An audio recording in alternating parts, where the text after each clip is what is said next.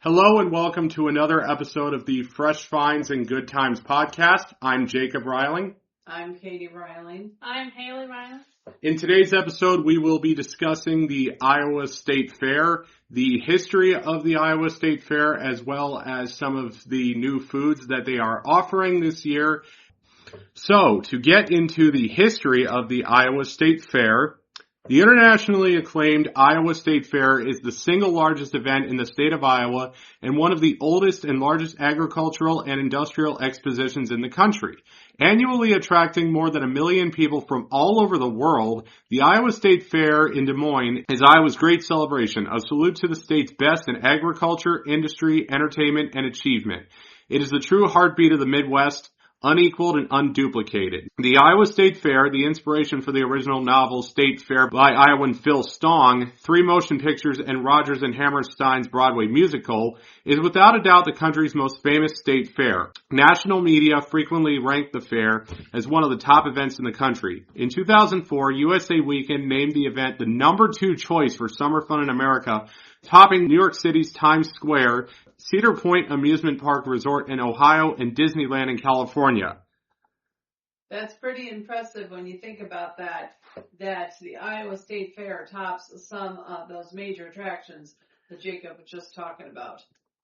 In 2023, the Smithsonian Institute visited the fair to include the Iowa State Fair in a major exhibition on the crafts of state fairs, slated for 2025 to 26, which will feature artworks entered into the Iowa State Fair's competitive exhibits. And that tells you just how significant the Iowa State Fair is. If the Smithsonian Institute, one of the most well-known museums all over the world, came to visit the Iowa State Fair. Exactly. It shows you that a lot of people think because Iowa's in the Midwest, there's not much to do here. Well, this kind of proves otherwise. Yes, there is a stereotype surrounding the Midwest and states like Iowa that, it's merely just cornfields and a bunch of land. There's like hardly anything to do. Yeah, it's just like a bunch of cornfields. Well, these state fairs and other things simply prove otherwise. Midwest Living magazine named the fair one of the, quote, top 30 things every Midwesterner should experience, end quote. The fair is also the only fair listed in the New York Times best-selling travel book, 1,000 Places to See Before You Die, and the subsequent travel book, 1,000 Places to See in the USA and Canada Before You Die. Iowa's fair is also known as, quote, America's classic state fair, end quote, because the event features all of the traditional activities associated with state fairs in a park-like 450-acre setting. The fair's home since 1886. The grounds in the adjoining 160 acres of campgrounds are listed on the National Register of Historic Places. I did not know that. Most of the buildings predate World War I. Many are priceless examples of American exposition-style architecture.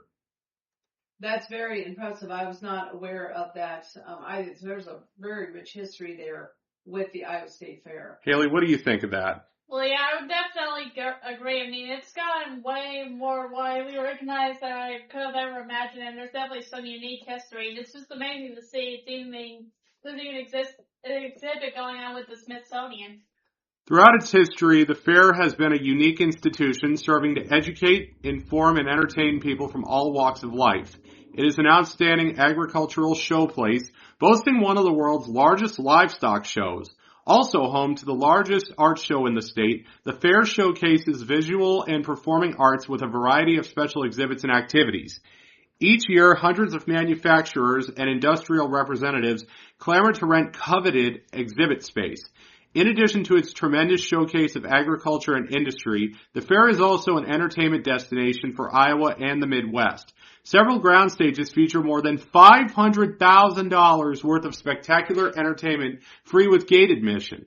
Internationally acclaimed performers and dynamic track events thrill thousands of fans in the grandstand, Iowa's original outdoor concert venue. Nearly 600 exhibitors and concessionaires feature quality merchandise and tasty foods, more than 60 of them served on a stick. Hundreds of displays, exhibitions, demonstrations, unique attractions, and all kinds of competition for fun, for ribbons, and for the pride of being chosen best make Iowa's fair one of the biggest and the greatest. In 1881, historian James Wilson noted that, quote, one of the most valuable effects of the state fair is the fraternizing, humanizing consequences of bringing our people together. No one meets and mingles with 20,000 Iowa men, women, and children on the fairgrounds, the only place they can be brought together without growth of sympathy, end quote. Certainly, this is even more relevant today when the pace of modern life tends to isolate individuals even more from their neighbors. And this allows people to come together to be able to enjoy themselves, express themselves, their creativity, whether it's being at the art show or showing off, farm animals. Now, before we get to talking about the new foods at the Iowa State Fair for this year, we're going to talk about the beginnings and where the Iowa State Fair all began. The first Iowa State Fair was held in Fairfield in southeast Iowa, October 25th to 27th, 1854. This was 20 years before America's great westward movement began, when a streaming tide of countless thousands of people migrated from the east in white-top prairie schooners to settle in what had been called, quote, the Great American Desert, end quote. The outgrowth of one of Iowa's early county fairs, the first Iowa State Fair was managed by the fledgling Iowa State Agricultural Society. The first president was Judge Thomas W. Claggett of Keokuk. Dr. J.M. Schaefer of Fairfield served for many years as secretary and leading spirit of the fair. The 6-acre fairgrounds tract, surrounded by a high rail fence, boasted temporary sheds and pens for livestock, a tent for exhibits, and a circular 1,500-foot track. The grounds, as later noted in the State Historical Society's Palimpsest magazine of July 1954, were policed by a, quote, chief marshal, 5 assistant marshals, and a number of policemen, end quote, who were made conspicuous by wearing a, quote, blue sash around the body, end quote. Fair-going families traveled by covered wagon, camping on the road and at the fair. Admission was 25 cents. That's actually kind of crazy to think it was only that much back then, considering that it's gotten a bit expensive since then, although it's still not too bad by today's standards. Absolutely, and it just shows you, that again, even back then, people were willing to come together, even if it meant coming by covered wagon and, traveling from, far away.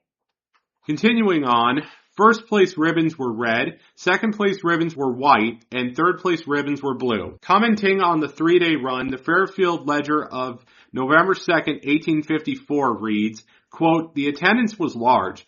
For several days before the fair, strangers commenced by pouring into Fairfield by scores. Such a concourse of people never before assembled in Iowa. We think we are safe at estimating the number at 7,000 or 8,000, end quote.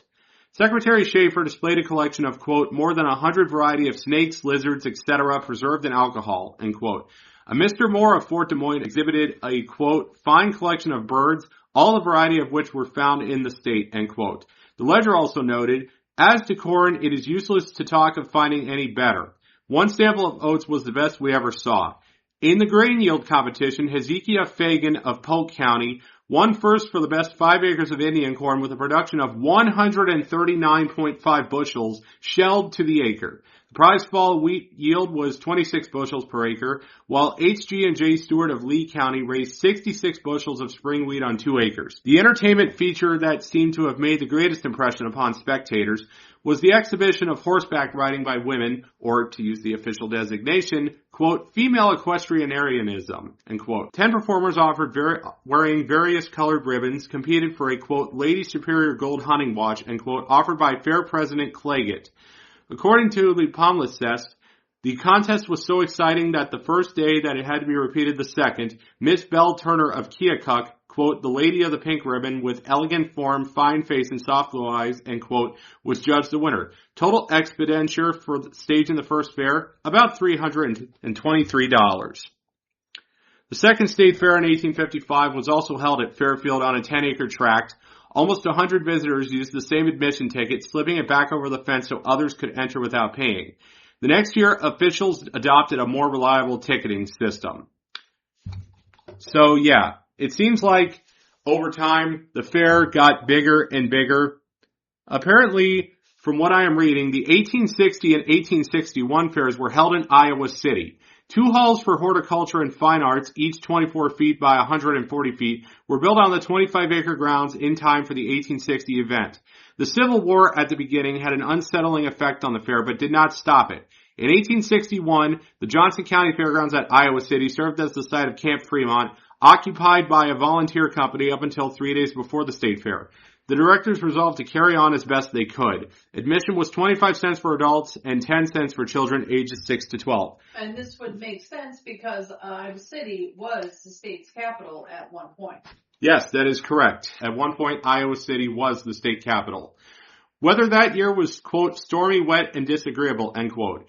The attendance was small and a drastic curtailment of expenditures was necessary. There was not enough money to pay all the premiums. Exhibitors unanimously voted to accept 50% of their premiums. In 1862, only Iowa, Indiana, and Ohio held fairs in what was then considered the northwest part of the country. Iowa's fair, held in Dubuque, was extended one day due to rain. The grounds included a number of refreshment stands as well as an amphitheater with seating for 2,500 people. Despite war hardships, the fair was greatly successful. At the 1863 fair, also in Dubuque, special arrangements gave campers, quote, a good, healthy location, end quote, near the river, and a, quote, trusty guard, end quote, was paid to, quote, look after it and reserve order, end quote, both day and night.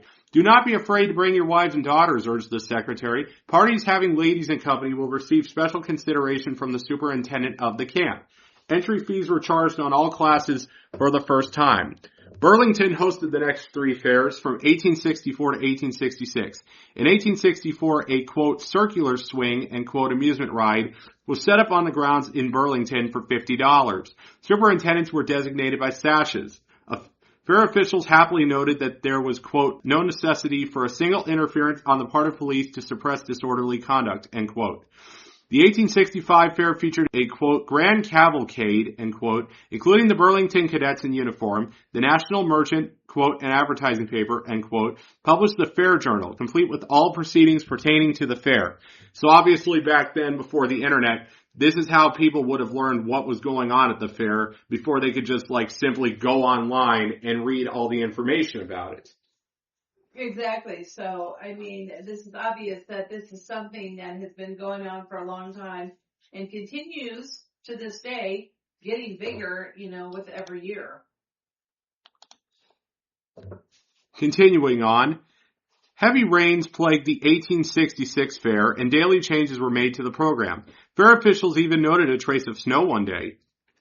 At the 1867 fair in Clinton, permits were issued allowing concessionaires and their horse teams to deliver goods on the fairgrounds until 9 a.m.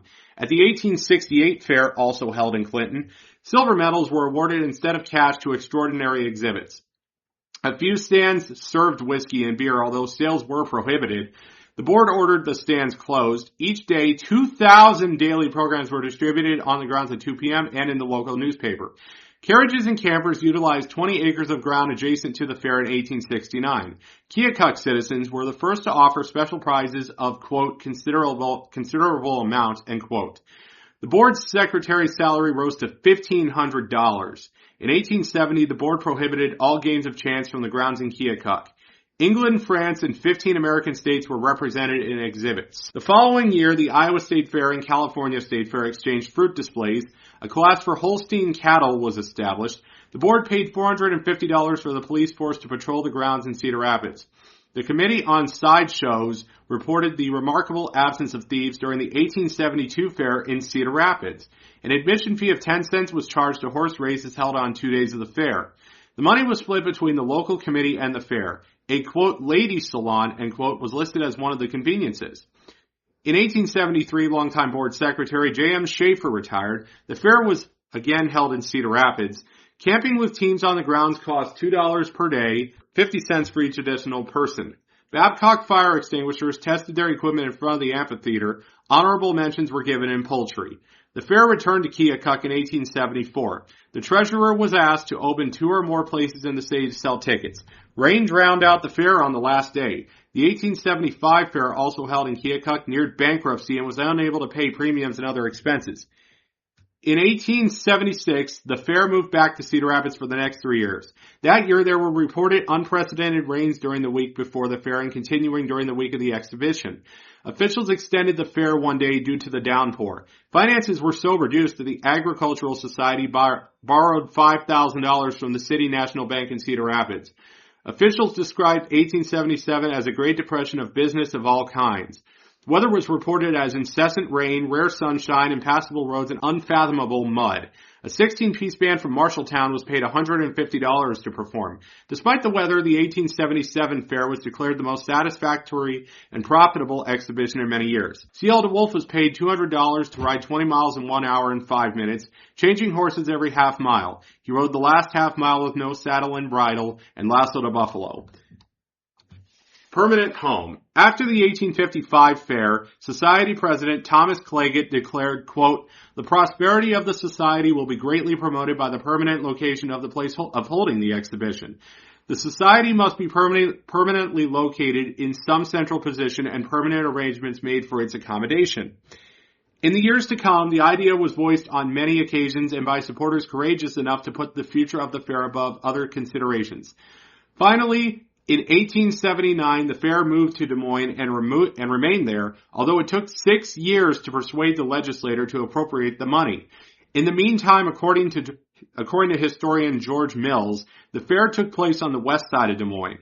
Now a residential site, it was then a city park named, quote, Browns Park, end quote, located between 38th Street on the east, 42nd Street on the west, Center Street on the north, and Grand Avenue on the south. At the first fair held in Des Moines, the state was divided into 3 districts for fruit judging, and cattle competition was limited to Iowa cattle. A bandwagon was engaged for 2 hours each morning, Tuesday through Friday, to play on principal city streets to promote fair attendance. Officials invited President Hayes to deliver an address. The exclusive right to sell ale, wine, beer, cider, quote, popcorn, end quote, cigars and tobacco was granted to a concessionaire for $1,050. The Ladies' Aid Society sold lemonade in the amphitheater. Chariot races were featured at the 1880 fair. The fruit and floral hall was constructed for $600, half paid by the board, half paid by the local committee. Officials declared that, quote, in the ladies' horseback race that they be required to ride as ladies usually do, i.e. not astride, end quote. That's one thing that shows that things have come a long way since then. The fact that they required women back then to specifically ride horses in a very specific way. Exactly. It just shows how things have evolved over time. It also shows the deep roots that the state fair has in this state, being in different areas throughout the state and now finally landing in Des Moines and still there to this day. The Iowa State Agricultural College presented a remarkable display encompassing entomology, botany, veterinary, physics, chemical, mechanical, wood, printing press, zoology, and civil engineering. That's another thing I want to mention is the fact that all these things were presented at the 1880 fair, showing that Iowa is simply more than just agriculture and farming. They had a lot of other advances as well that they presented at this fair. Yeah, so it shows you that it has a rich history, and again, it just shows you that Iowa is a very diverse state with lots of opportunities for people, and the state fair is a great place to showcase that. A pyramid of cheese weighing 1,100 pounds was on display. Cattle and poultry entries were the largest ever. Expert judges on, quote, beef and milk breeds and general classes of cattle, end quote, were used for the first time in 1884. The entertainment lineup included a balloon ascension race between a man and a woman, bicycle and tricycle exhibitions and races, as well as, quote, an exhibition of Japanese Day fireworks, end quote. The fair joined the International Association of Fairs and Expositions for $20. A historian of the Times wrote, quote, there is doubtless no more beautiful site for the fair in the U.S. situated about 2 miles east of the state capital. It rises from a plain in a beautiful and sightly eminence from which the country for miles to the west, northwest and southwest stretches out before the view. Iowa was the second state in the Northwest to acquire a permanent home for its fair. Several waited until the next decade. Officials were thrilled at 30,000 in attendance on one day. It's crazy to think that many people attended back in the 1880s, whereas well over like 50 to 100,000 people attend now. And it's also interesting to think that one of the buildings that was erected back in the 1800s is still in use today there. Say, Haley, what do you think of that? Well, yeah, I mean, it's crazy to think that, they're still using that stuff today, and just how long it's been there, it's honestly kind of... The first, quote, Seni Amsed, end quote, Des Moines spelled backwards celebration, a forerunner of the annual parade which kicks off each fair, was held in Des Moines around fair time in 1889. There were 86 floats in the parade. Axtell, the famous horse who set a world record for trotting, was on display in a glass house. The horse was owned by an Iowan. Polk County added a headquarters building on the grounds, which is now the Ralph H. Dietz Historical Museum. Fair officials allowed horse races to be held on the grounds in June and July as part of a circuit. The fair closed with a surplus of $10,000. All the leading newspapers had tents on, quote, Newspaper Row, end quote, during the 1890 fair. There were 3 courts of tennis tournaments. A division fence was built in the campgrounds to prevent any stampede of horses among the campers. The largest crowd up to that point, 50,000, attended on September 3rd. Electric light was used at night for the cost of $3 per lamppost. A landscape architect was hired to furnish plans for parks, roadways, and walks, as well as locations for new buildings. A pavilion was constructed for band usage. There was an exhibition of gymnastic drills. Carrie Lane Chapman Catt delivered an address on women's suffrage. A dozen new buildings were erected. The dairy hall doubled in size. The agricultural hall increased by 1/3, and 600 electric lights were installed. An electric light plant was purchased for $4,860. Three two-story hotels were built on the fairgrounds in time for the 1892 fair.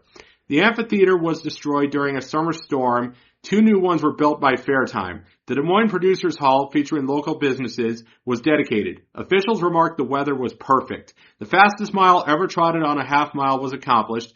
Fairgoers marveled at 3 balloon ascensions, including parachute leaps by a man and a dog. The society requested money from the legislator in order to purchase land for a 1-mile racetrack.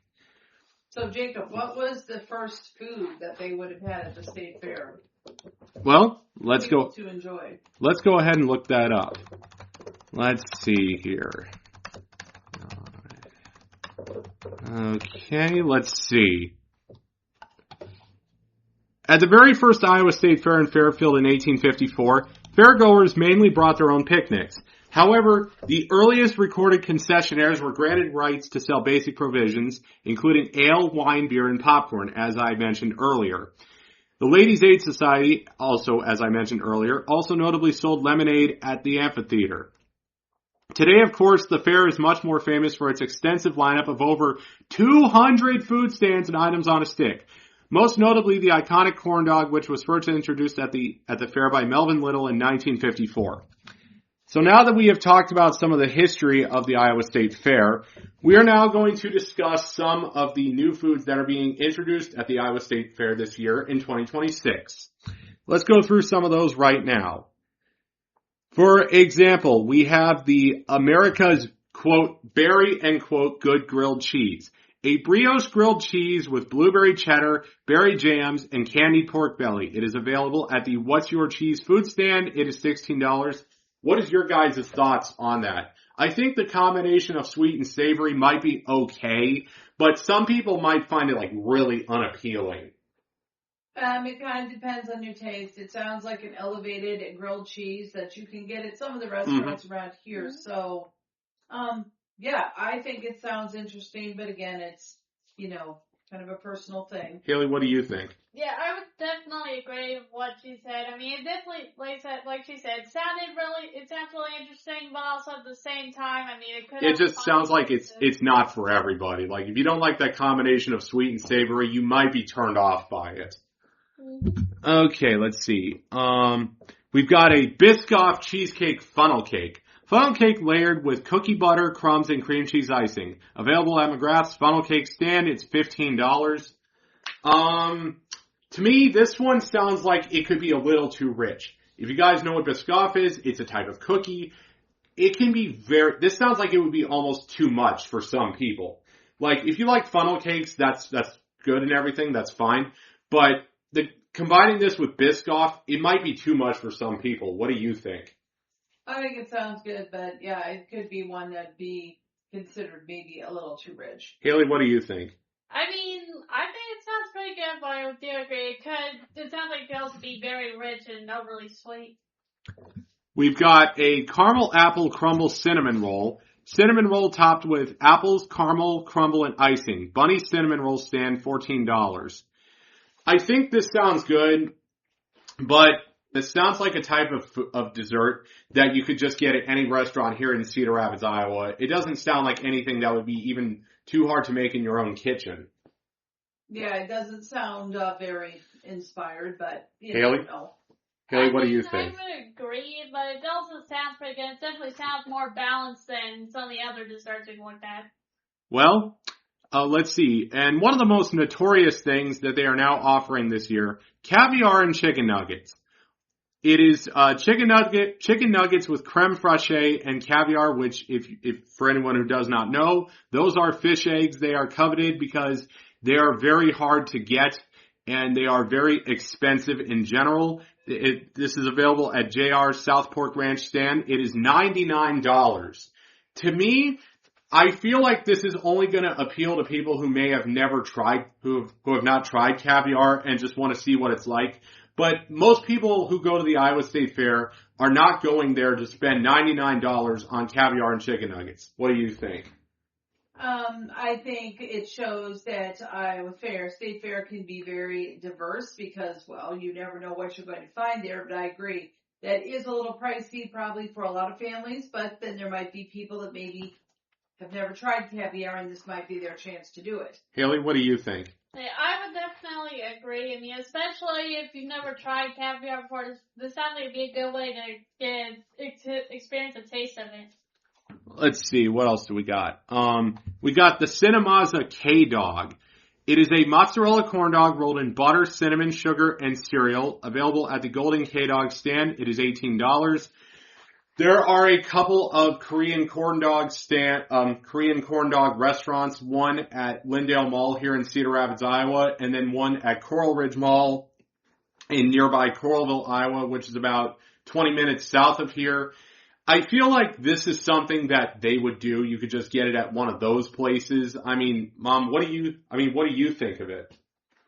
Again, it's just a chance for maybe people to try something, different that maybe they don't live around here. Maybe they don't have those up there. So it's just, another opportunity. Haley, what do you think?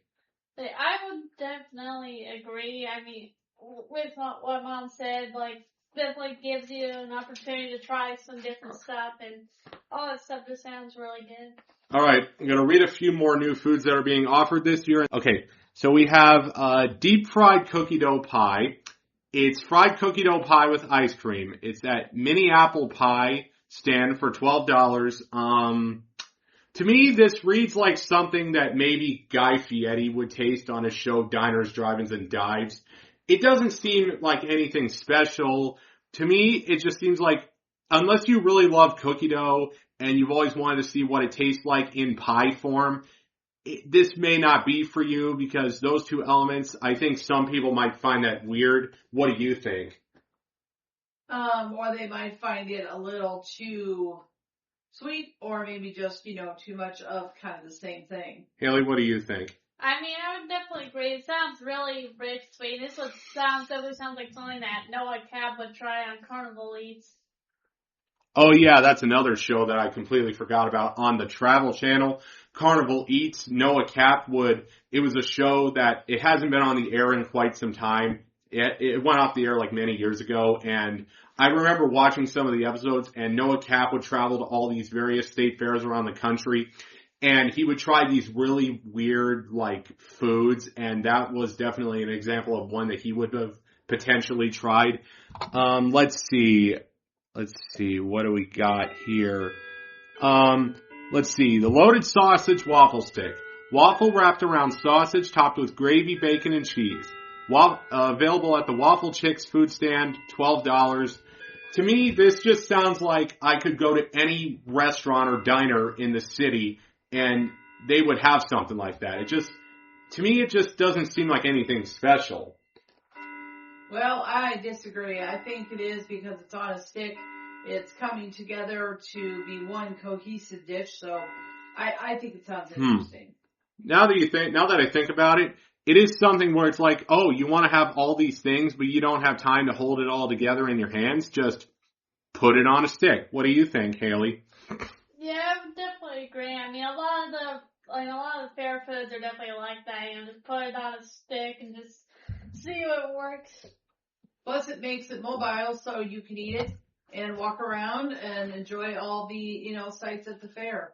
This one sounds really good. The Patriotic Molten Lava Celebration. Chocolate lava cake with raspberry ice cream and sprinkles. Available at Botter's Ice Cream Food Stand. It is $12. Now, this sounds like something that a place like Chili's or Applebee's would do. However, this actually sounds like next level. It sounds kind of amazing. What do you think? I agree. It definitely sounds like something worth trying. That's what's interesting about state fairs. You never know what new foods they're going to come up with every year. Haley, what do you think? Yeah, it's definitely interesting to look and see what foods they come up with each year. Cause you think, oh, how could they possibly have more foods? And then you see all these crazy different foods they come out with each year. And speaking of foods, what about the history of the our butter sculpture? Do we know when that started with the Iowa State Fair? That's a good question. Let's go ahead and look that up because the butter cow is one of the most infamous things about the Iowa State Fair. In fact, it's one of the few things that some people who don't live in Iowa know about the Iowa State Fair. And that's kind of what makes people, like Jacob said, from other states know about the Iowa State Fair is that unique butter cow and the different sculptures that she's done over the years. Okay, the famous Iowa State Fair butter cow made its debut on August 24th, 1911. So, let's see. Butter cow history. In 1911, J.K. Daniels sculpted the fair's first butter cow and was succeeded by J.E. Wallace of Florida. In 1957, Earl Frank Dutt of Illinois took over the sculpting duties. Norma, quote, Duffy, and quote, Lyon of Toledo, Iowa, began sculpting in 1960, becoming the fourth person and first woman to sculpt the fair's butter beauties. In 2006, after 15 years of apprenticing with Duffy, Sarah Pratt of Cumming became the fair's fifth butter sculptor. In addition to her first butter cow, Pratt also crafted Superman of Superman Returns, Norwalk, Iowa native Brandon Routh, who starred as the Man of Steel, and quote, Mr. State Fair and quote, Bill Riley in honor of his 60th fair. The butter cow starts with a wood, metal, wire, and steel mesh frame and about 600 pounds of low moisture, pure cream Iowa butter. Once inside the 40-degree cooler, layers of butter are applied until a life-size butter cow emerges, measuring about 5.5 feet high and 8 feet long. Each year, much of the butter is recycled and can be reused for up to 10 years. Wow, that's impressive. I actually didn't know that you could use it for that long. I knew they recycled it and reused it, just wasn't aware it was that long. So, if you've never been there, and we've been to the fair in years past, that is definitely something worth going up there for. Obviously, the butter cow is inside like a heavily cooled building inside of a case because if it was obviously kept outside, it would melt pretty fast. But yeah, I did not realize they could reuse that butter for up to 10 years. That's kind of crazy to think about. A real dairy cow weighs more than 1,000 pounds, but the butter version comes in at around 600 pounds. That's quite interesting to think. Not much difference between those two things, only about 400 pounds there. Did you know the butter cow would butter about 19,200 slices of toast and take an average person 2 lifetimes to consume? Very interesting to learn about that. That is insane. I was not even aware that it could, butter that much toast and it would take that long to consume. That's honestly crazy to think about. What do you think, Haley? It's just crazy to think that, these people took the time and effort to create such giant butter sculptures for people to admire, all those pounds of butter. In addition to the butter cow, a companion sculpture also graces the agriculture building coolers. Here are some examples of those companion sculptures. We have 1996, we have Grant Wood's infamous painting, quote, American Gothic, end quote, honoring Iowa's sesquicentennial. We had Elvis Presley in 97, an American Eagle in 1998, Duffy's own version of Leonardo da Vinci's The Last Supper in 99, Christian Peterson sculpting the Gentle Doctor statue. Peterson was Duffy's mentor and teacher in 2000. Tiger Woods in 2005. Mr. State Fair Bill Riley in honor of his 60th fair. And Superman, Norwalk, Iowa native Brandon Routh in 2006. As well as Harry Potter in 2007. And Olympic gymnast Shawn Johnson, and a tribute to 4 Iowans who changed the face of the world's agriculture, Etta Mae Budd, George Washington Carver, Norman Borlaug, and Henry Wallace in 2008. The 2026 Butter Cow Companion sculpture, quote, Meet Me at the Pepsi Clock, end quote, will celebrate Iowa State Fair spirit while recognizing America 250 through a tribute to the people, celebrations, and diversity that make Iowa shine. Highlighting agriculture, music, art, natural resources, and hometown pride, the sculpture will showcase the rich heritage and vibrant spirit that brings Iowans together. Iowa State Fair is a great time. It's definitely something worth going. I'm glad that we had the chance to go up there in 2015 and 2017. I'd seen some great musical acts when we got up there.